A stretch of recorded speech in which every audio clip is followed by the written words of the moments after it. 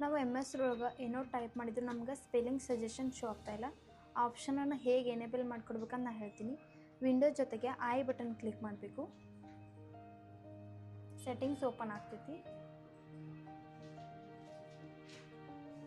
ಅದರೊಳಗೆ time and language option ಮೇಲೆ click ಮಾಡಬೇಕು. ನೆಕ್ಸ್ಟ್ ನಮಗೆ ಲ್ಯಾಂಗ್ವೇಜ್ ಆಪ್ಷನ್ ಸಿಗ್ತೈತಿ. ಅದ್ರ ಮೇಲೆ ಕ್ಲಿಕ್ ಮಾಡಿದಾಗ ನಮ್ಗೆ spelling, typing and keyboard setting ಸಿಗ್ತೈತಿ. ಅದ್ರ ಮೇಲೆ ಕ್ಲಿಕ್ ಮಾಡಬೇಕು. ನಂತರ ಈ ಎಲ್ಲ ಆಪ್ಷನನ್ನು ನಾವು ಆನ್ ಮಾಡಬೇಕು.